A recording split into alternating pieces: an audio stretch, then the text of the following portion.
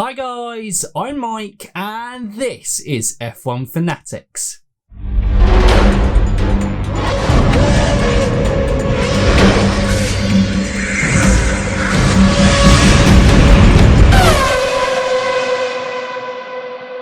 Welcome back to the channel guys, and we are back for another kind of special debate, shall we say, away from our kind of usual ones. We're in that kind of close season where we're in this void of life without motorsport and Formula One, and we go, what do we do with our lives? So we might as well just talk about it in kind of interesting discussion, shall we say, from opposing views. Obviously, we had the tennis discussion when we said, did Callum Ilott deserve to be in Formula One? And so today we go to the other end of the spectrum of not a young talent, but an older guy within the sport. And I'm very grateful to be welcome to the channel, Beth F1, to discuss this. And we're going to be talking about Kimi Raikkonen today. And I think people know that I'm very pro Kimi.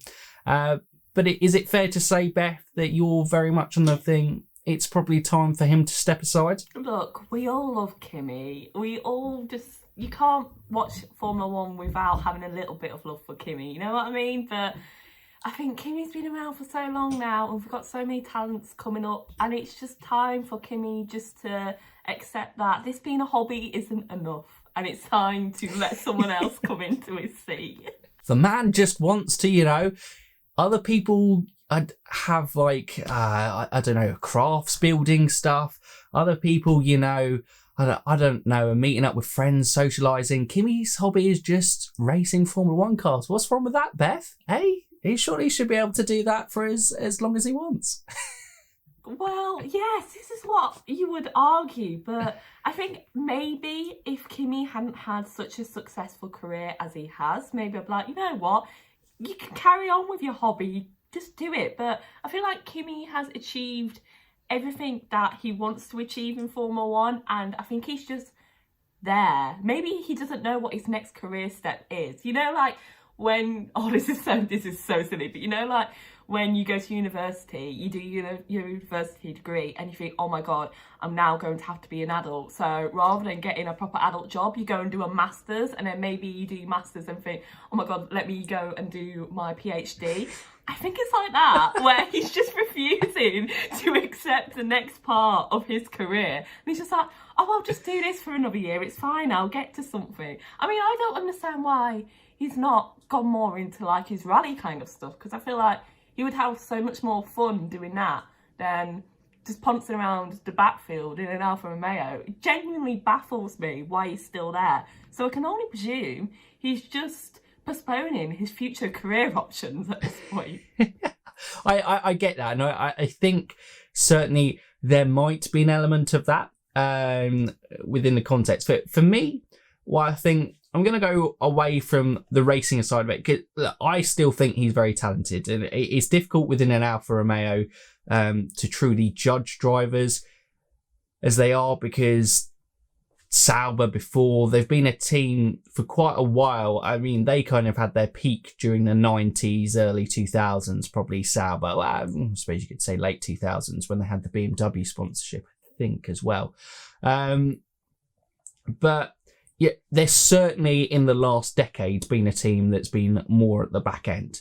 But they have a team owner in Peter Sauber who partnered up with Alfa Romeo, getting that sponsorship a bit. I think he was probably hoping it would be a bit like, Racing Point partnering up with Aston Martin. Hasn't really materialised into that because, well, they don't have a billionaire who's bankrolling the team, who can certainly help improve that team going upwards. But that's why I think Kimi as a driver is actually so important to Alfa Romeo currently as it stands, because Kimi isn't, well, since he's come back, I don't even know whether he's been that particularly hungry for a world championship. And he definitely is a type of guy that I feel is, if the car's not quick enough to be competing with a championship, he's going to enjoy the most he can get out of any given day and a result, but he's not really going to push himself to the max there, which is probably where you've seen, as the Alfa Romeo's been inconsistent,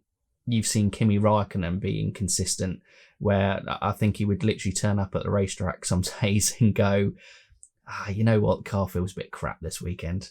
I'll just get through the laps.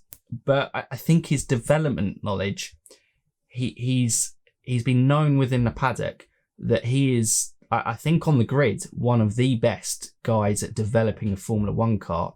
And I think at this stage... I would expect nothing less. Absolutely. The man has been there for like 20 years. If he wasn't one of the best at developing the car, then there'd be even more argument on why the hell he's here. You know what I mean? Absolutely. This is what annoys me. It's the fact that all of you lot are like, well, he's just got so much experience and he's just really good at developing the car. I'm like, well, if he wasn't, I'd be asking a lot more questions. Honestly. Very true. Exactly. And it's a good point, but it's a good basis to kind of be keeping a driver within a sport that for younger drivers coming through. And I think a lot of people's problem were Antonio Giovinazzi, but I actually think Kimi as well as a mentor has been fantastic too. Well, guys like Sebastian Vettel, I think he was an absolutely fantastic teammate for Vettel Ferrari. And I also think that he's been a fantastic teammate to Antonio Giovinazzi. And poor Giovinazzi, I think I've spoken to friends. Bless his soul. I know he's lovely. And if you actually watch the things, he comes across as a really nice guy. But he doesn't put himself in the media. He isn't part of the young hip crew, I would say, with like Charles, Alex, George Lando. He isn't much of this kind of stream because he's a little bit older than those guys. So he's not really included in that band. So he just is kind of in this awkward one where he's in a bit of a terrible car. He's talented. Is he really top talent? Probably not, is the harsh reality for Giovinazzi. But I think someone like Kimi Raikkonen has probably extended his Formula One career because I think they've got a really good partnership going in the team. And that's also a positive for a team like Alfa who want to be competing higher up a grid. I completely agree with that. I mean, the little snippets that I've seen, because something I've really enjoyed from Alfa Romeo this year is I have noticed they have really been working on their social media presence. I am massive on social media, teams using social media to the most of their advantage, providing content to fans.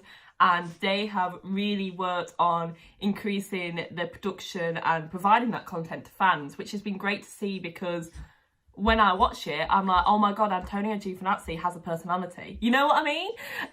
Yeah. And watching those, especially when it's interaction between Giovinazzi and Kimi, you can tell that they have a very, very good working relationship. And it's something that we didn't really get to see because if we look back at the start of the 2020 season, we were all thinking, okay, both of their seats are at risk. We can see arguments as to why either of them would be leaving the sport at the end of this season. Then we were sort of shifting on, well, one of them can keep the seat. Who will they choose? Will they choose someone like Giovinazzi, who is essentially more of a filler role at the moment, or will they choose to keep Kimi, who has this experience? And I would argue if the regulations were not put back another year, he potentially wouldn't have stayed. And you could see that they were thinking of between the two of them. But now, from seeing their dynamic between the two of them as teammates, I understand why they've kept them both on, especially when you've got one more year towards the regulations. The field is getting closer and closer. They're hoping to be able to capitalise on that before the regulations come in 2022. So I really do enjoy the team dynamic they have going on, and it is very clear that Kimi has been a great mentor to Giovinazzi, but I just don't necessarily think that that is enough, especially when I think no one would say that Antonio is Charles Leclerc. When Charles Leclerc was in that team, we all knew he was something special because he was able to provide the results which he did, and he was absolutely fantastic against his teammate. Whether he would have competed as well if his teammate was Kimi Raikkonen, that is something we will never find out. But I just think there's so much talent coming through the ranks in Formula 2. We are absolutely devastated for Callum Eilert to not get a seat because it's clear his talent is there.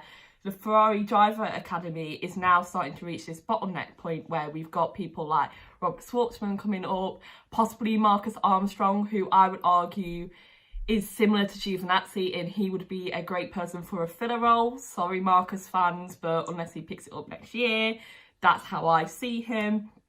And I just don't know why teams like Alfa Romeo, Haas and Williams don't take more risks. And it's not just within their races. For example, Haas using strategy to be better at trying to get these wild results, when at Hungary they just pitted on the formation lap.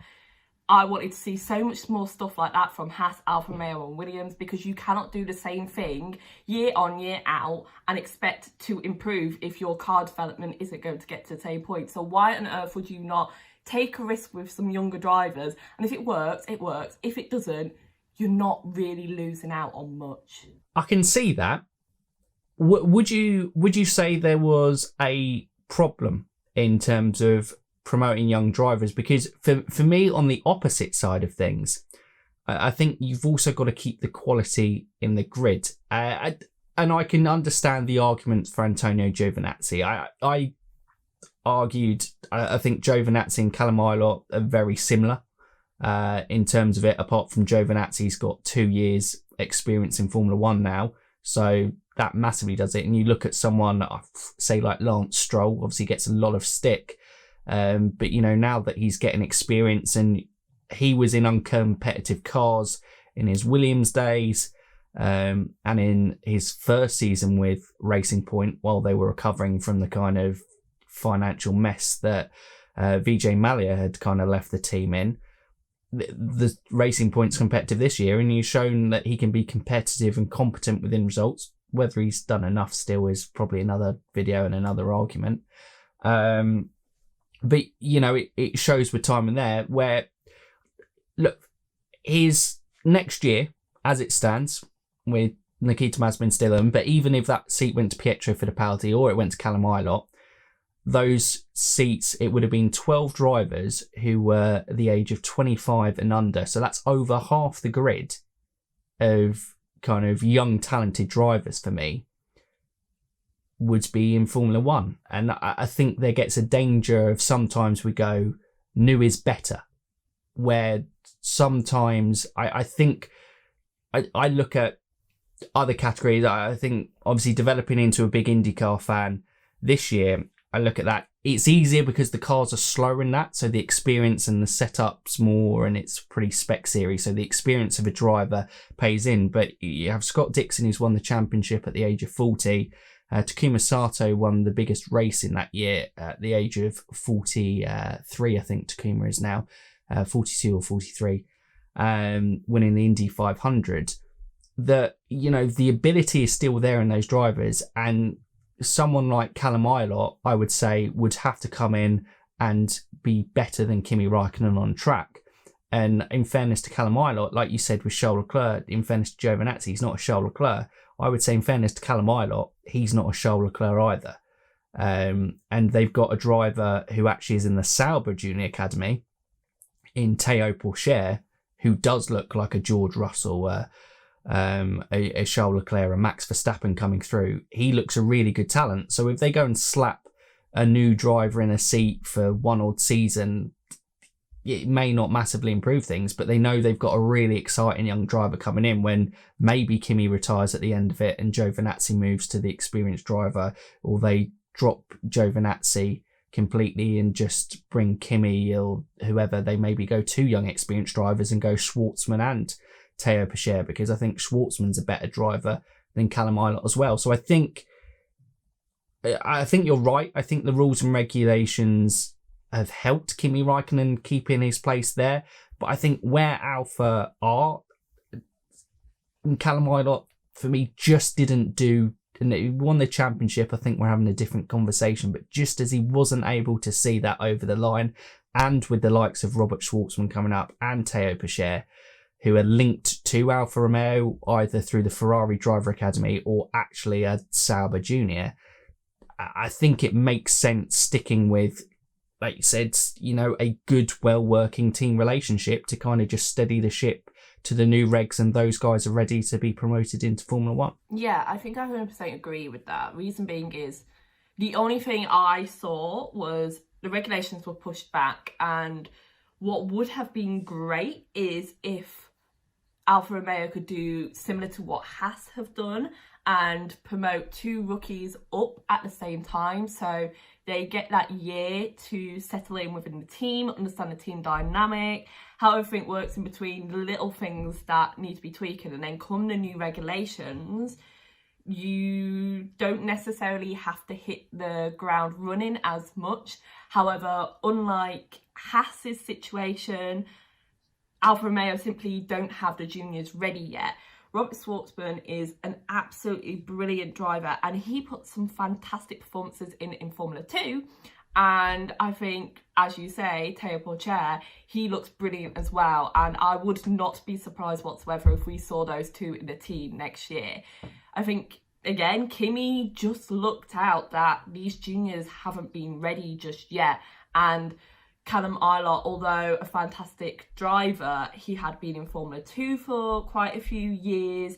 He doesn't have that sponsorship or money element to him like other drivers do. So I can see why Ferrari, particularly because Ferrari are the ones who negotiate all of Callum's contract because he's part of the academy, I can see why they did not necessarily push for Callum to be in the seat over Mick Schumacher. So Kimi has definitely benefited from all of this. And going back to what you said about how so many people on the grid are under the age of 25, I've had a conversation with this with my partner before, because he is very much of the mind of he doesn't understand why suddenly we seem to have now gone from this culture that newer is better, younger is better, because what we get is situations like Stoffel Van Dorn, an absolutely fantastic driver who showed so much talent in his junior career and has gone on to show in Formula E,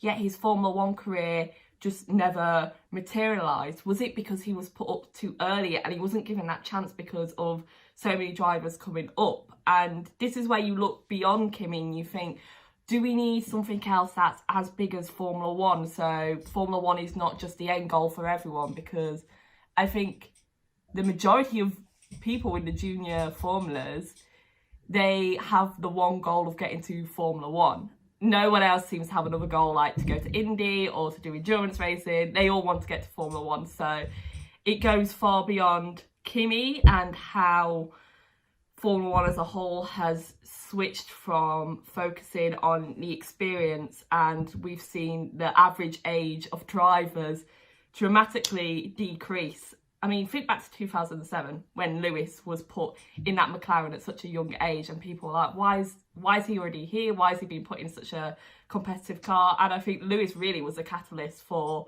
so many young drivers like Sebastian Vettel, for example, to come through, like Max Verstappen. And we've had so many of these young drivers come in and deliver straight away that now that is just what's expected. No one is expected to have a couple of years to mature and then flourish into this amazing driver.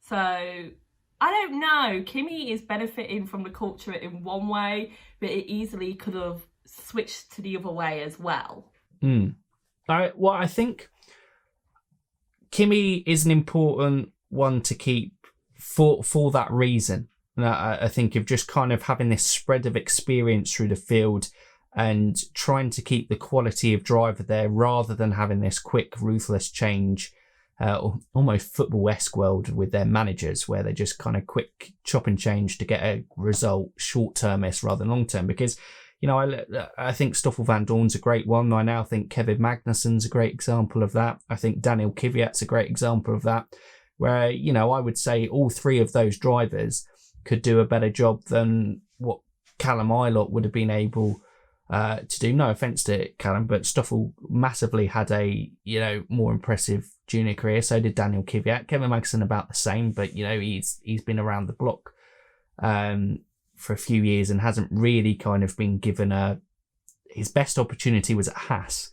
And we all know that Haas is a roller coaster of a team to kind of manage, and budget F1, I kind of always describe them as. It's always going to be difficult to stand out and show your talents, because even someone like Roman Grosjean, who's left the sport, saw his reputation take a nosedive with Haas, because you have to. It's always difficult for these drivers to stand out in these teams, because you have to drive the car so close to its maximal potential that errors are more going to happen. And so we've seen that with drivers like Giovinazzi, I think at Spa, binning it into the wall, and Kimi having a funny radio message, I think, going, should have just let me pass, or something like that. But yeah, I get you. It's difficult. I think that's where I sit with Kimi. I go, what could they have gone better at this current time for Alfa Romeo?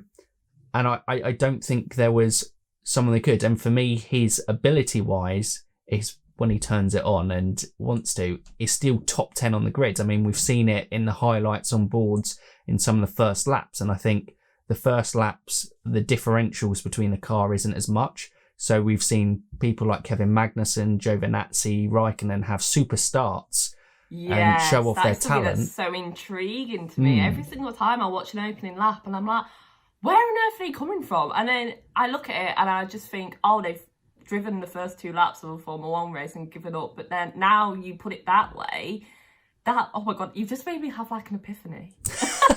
And I'm like, wow, that's the reason why. It's because on the first lap, there's not that much difference between the cars. But over time, with race pace, that's when they start to drop back. Wow, thank you, Mike. Thank you for enlightening me in this Zoom call. Wow, carry on. No problem at all, Beth. I'll let you just kind of out. But, that has to be it for me. But Esteban Ocon's another guy that, impressed at Racing Point and a year out. I mean, Giovinazzi had, I think, 2 years out of the sport without having really as much of an opportunity as Ocon. So we've all seen how Ocon struggled and come stronger in the second half. And I think Giovinazzi's a difficult guy because 6 months into his Alfa Romeo career, the car's been pretty much a pile of poo since then. But, when it wasn't, like him and Kimi both got 4th and 5th for Alfa Romeo in Brazil in 2019. And yes, but then this is what I raise you with, Mike. Oh, here we go. Here's the raise up. The 4th and 5th at Brazil, absolutely wonderful result for Alfa Romeo. And the one thing I just remember is Kimi's radio message, and he just sounded so disappointed, which I 100% understand, because the podium was right there. And Kimi is someone who has been a world champion, has won races, has been on the podium so many times that we can't count. And I just think the passion is just not there anymore. And I know Kimi is Kimi.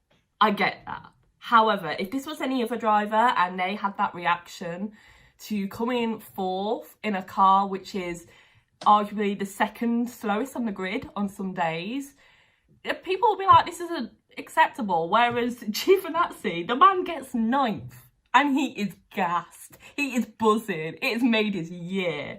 And it just infuriates me, because this is a problem with not just Kimi, but a lot of drivers, that they'll get certain results and it's just not good enough. And I would just love to see some new talent in there, because that their first points, they're going to have so much passion. It's why I felt so passionate about the Monza podium, because every single driver that was on that podium was so excited to be there, and you could hear so much passion in their voice. Even Carlos, he was so gutted to have not got the win, but you could just tell that he was absolutely elated to be there.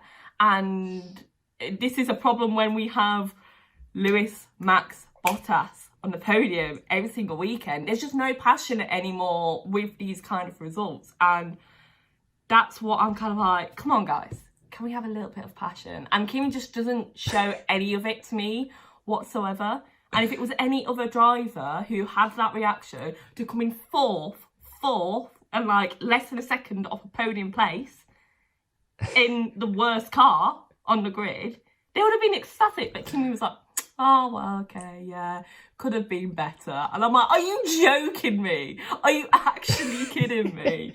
I just want someone who would be like, yes, I'm proper buzzing about the situation. And Kimi's just not it. He doesn't excite me as a driver. I don't wake up to an F1 race and think, well, I hope Kimi does well today, because I don't care. Because I'm like, Kimi doesn't care, so why should I care? I think that is just his cold persona. I genuinely think he is.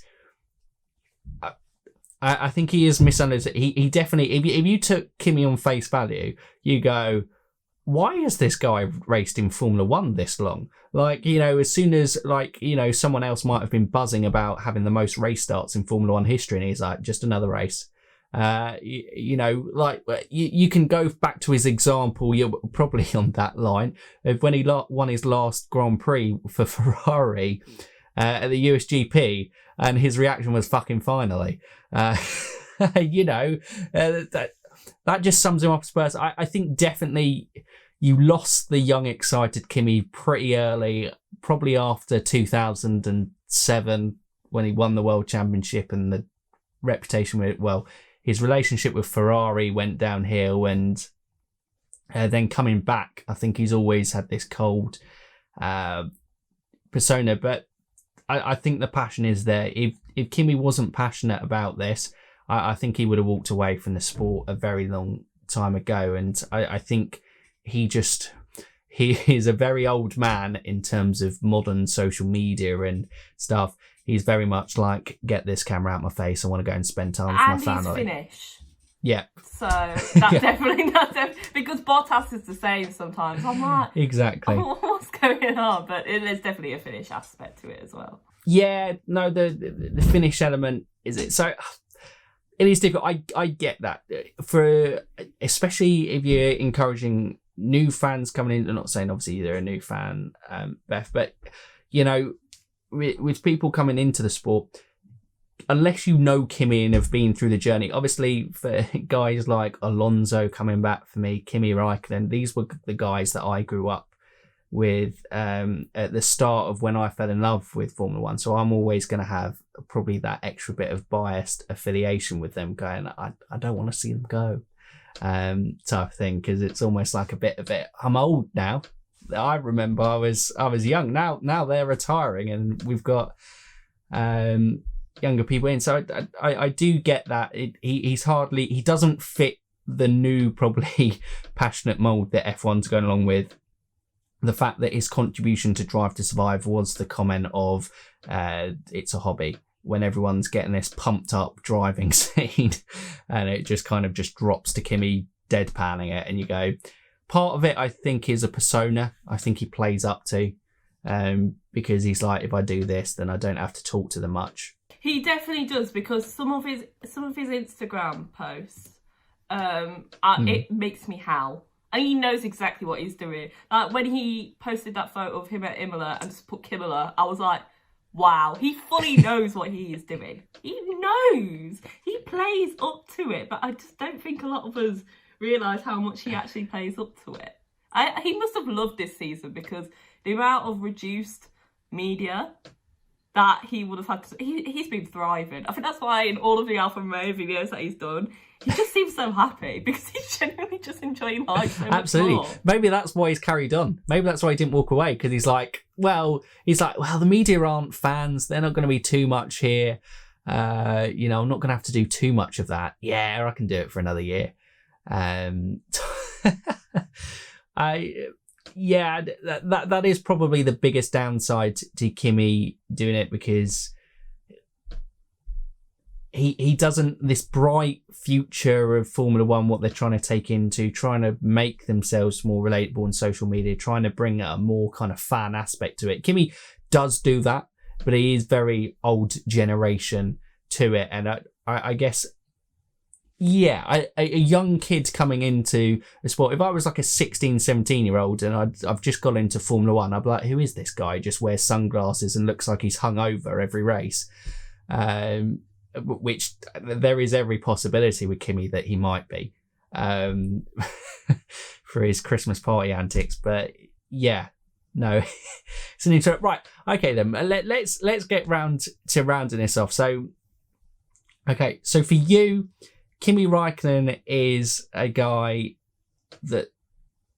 Well, I'll let you just explain it. Why for you is the main reason why Kimi? I'm putting you on the spot, and I'm going to make you hated by Kimi fans everywhere.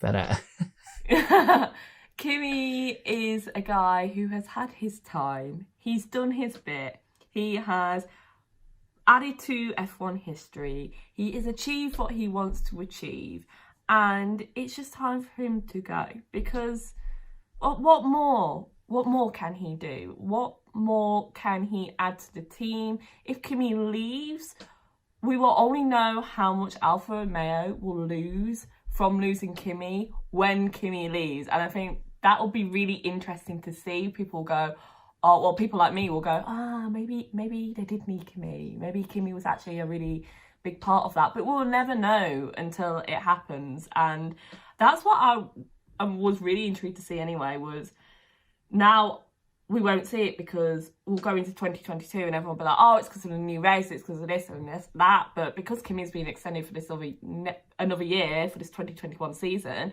we will never be able to see the actual impact that Kimi Raikkonen has had on that Alfa Romeo team for 2 years. I just think, look, time is up. And this just doesn't just go for Kimi. This goes for Alonso as well. If Alonso doesn't come out the bag and puts out the results that we all expect him to do, I'm about, why are you here? Why are you here? Come on, guys. Just let a few more of the young guns come in, because you never know who is coming up. We could have the next Lewis. We could have the next Michael Schumacher. You never know. And if you're going to block this young talent from coming up purely because you are focusing on someone's experience, when I think looking at everything else that goes into Formula One doesn't have as much of an impact as we all think it does, I just think it's just a silly mistake to make. And from all other aspects of Formula One, with stuff like I look at, like activism, role models, approachable to fans and stuff like that, Kimi doesn't add anything to that. And I want someone who does. That was really harsh at the end, sorry.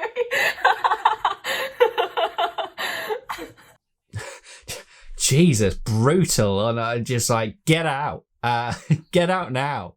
You're not who I want to look up to, aspire to. No, I get, and I think absolutely fair points. I think for me, Kimi Raikkonen, I'm very much on the, I would say I'm probably more of a conservative when I come to Formula One talent. So don't get political views in here in terms of that. But like, I look at young talent, I go, the reason Lewis Hamilton came up and was given that opportunity, because the talent was clear to show. The same with Charles Leclerc, the same with George Russell. These guys absolutely killed it in the junior categories.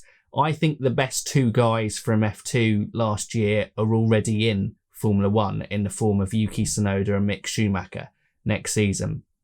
And if they were the only two who came up, I wouldn't have had any upset. If Callum Ilott had found his way into Formula One, I've said in the video with Tinnis, I wouldn't have been upset. I think it would have been interesting to see what he did, because there's a lot of people who deserve to be in Formula One, but the harsh reality is there's only 20 seats available. But coming in with the Alonso, what a lot of the criticisms we maybe said of Kimi, sometimes saying, what's he got left to achieve?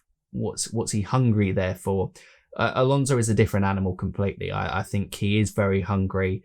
He is very competitive. You've just seen, he is almost very old school racer, like almost a Jim Clark-esque. If there is something that he can race with 4 wheels, maybe even 2 wheels in the future, knowing what Fernando's like, he will go and put himself on it and try and compete to be the best. So I think Renault's decision there is actually a very smart one, and I think that will actually play out. It's very good, especially if the option was Guan Yu Zhao or Lundgaard, who neither for me would have been ready for a junior thing. I think they're young talent, a bit like what we said with Kimi, with the Pichère and Robert Schwartzman. I think Oscar Piastri is probably the best Renault I'm talent. so excited for Oscar. Oh, Formula 2 next year is going to be great. That's all I have to say. It is going to be great. So I think, right time, right place. So I look at it with Kimi Raikkonen. I think he's the best that he can offer the team right now. And they were always going to have a really tough season because they failed their crash test, which I think if you look back, if teams tend to fail the crash test before pre-season testing, they tend to have a pretty shoddy car. And the Alfa Romeo this year, I don't think anyone can deny, was a pretty poor car. And they've done well to get a couple of points finishes out of it in a season that's had so many, ups and downs with surprise podium. What was it? 7 different podiums? No, actually it was 13, something like that, I think. Yeah, mental, in that aspect. But so I look at Kimi and I go, look, he still can compete with the best when he wants to. I have one question left for you though, Mike. Okay. Mike, you are the biggest Kimi Raikkonen fan that I know. Can you, even you, come up with an argument that Kimi should have a seat for 2022? Because if you can, I want to hear it. Because I don't think you can. Okay. See, there's just silence because there's nothing. No. If Alfa Romeo have a competitive car and they are only allowed to promote, say Théo Pourchaire doesn't, set the world alight in F2 and he needs an extra year in there, I would let Giovinazzi go and give the seat to Robert Schwartzman. And I think Kimi Raikkonen would be a fantastic mentor for Robert in his first season in Formula 1. And if it is competitive, then I think the more competitive the car is, the better Kimi Raikkonen you get, because he's then hungry, because he's like, well, I can compete for points, everything. Like he's said multiple interviews, finishing 11th or 15th doesn't mean anything for him. He wants to compete for points. So if that Alfa Romeo's got to a stage, then in 2022, the cars are hopefully closer together. He's regularly competing with points, because if we look at the first 6 months of Kimi Raikkonen in Alfa Romeo, everyone thought he was done at Ferrari. And, they were like, oh, this is just a retirement gig. And in his first 6 months at Alfa Romeo, they were like, boy, this guy's putting out qualifying performances, getting it into Q3 regularly, and, getting points finishes. So, and I don't think he's going to lose that in this time. I don't think he's lost any of his driver ability. And I think you look across the world in terms of older drivers, talented, no one questions. People are saying Lewis Hamilton is getting better with age. At 36, I don't think any of his ability is there. So if he's got a competitive car and only one of Robert Schwartzman or Théo Pourchaire are ready, then I think he's a fantastic mentor and a fantastic guy to maximise points and really help Alfa Romeo for the future. So that would be an argument to keep him in 2022. So Kimi Raikkonen is here until 2030 by everything. He's going to be a mentor for every single driver coming into that Alfa Romeo seat. Absolutely. So fantastic. I'll never feel like my childhood's gone. It's brilliant. Absolutely. Fernando Alonso relentlessly will race his heroes. He gets on well with Carlos Sainz Senior, who's 60 odd and winning the Dakar Rally wherever he likes. So Alonso's going to be in F1 for the next 20 years as well. Look, brilliant. What could you love? Oh, I can't even take myself seriously with that. But look, I think there is an argument, but I would be surprised if he went further than 2022, just because I don't know how many seasons he could enjoy being a development guy. And also, I think Robin and his family will massively come into that. Because I think one thing that is aspects of activism and stuff, he may not have been as vocal as what others would have hoped in this current year and things, but I think in terms of setting an example as a family man and a guy to almost be respected with, in confidence, back your ability and go from there, I think he is actually a very good role model for those young people coming up. But it's difficult because you don't really get to see that side of Kimi too much. But I think this has been a great chat, Beth. So thank you so much for coming on. It's always nice to have kind of two sides of the debate, and it's always interesting the points you've raised as well. I think it's made a really great discussion. So thank you so much for coming on. And thank you for having me. No problem at all, Beth. And I don't know if anyone would have caught that in the background, but obviously, Beth, you're a big fan of cats with your cat. Tara's shouting because she's forever the celebrity who wants to kind of make an appearance on the channel. So she's saying it's time to end this. But I will leave, obviously, the descriptions in the description, the link to kind of Beth's channel. Make sure you do subscribe and check her out if you haven't already. Great F1 content creator. And in your own words, Beth, you kind of say you are the person who creates videos that are a bit out there, or the topics that don't really get discussed. Yeah. I have described myself in the past as the F1 YouTube magpie, where if I see something shiny because it's not being touched, I'm going to make a video out of it. So my main thing that I do is I have a series called F1 is Female, where I talk all about females in motorsport in general. The last F1 is Female video I did, I busted a load of myths about female fans, female drivers, all whilst doing my makeup, because why the hell not? So if you think you might be interested in stuff like that, make sure you go and subscribe to me. It's the multitask element you've just got to admire there, Beth. Yeah, I can only cope with the talking element of it. If I was doing anything else, it would be absolute carnage. But there you go. In her own words, F1 YouTube's magpie. Go and check her out if you haven't done so already. But no, Beth, thank you so much for today. But that's it for us today. So make sure if you're new around here or haven't done so already, you can subscribe to this channel. Give it a like, comment down below with your thoughts. Do you think it's time for Kimi to go? Are you kind of pro Kimi, against Kimi? Maybe against is too harsh, but yeah, feeling like there are better options out there than Kimi Raikkonen right now. Me and Beth would love to kind of hear both of your views in the comments down below. But yes, thank you so much. I'll stop waffling as I always do at the end of videos. So for now, you F1 fans, keep racing.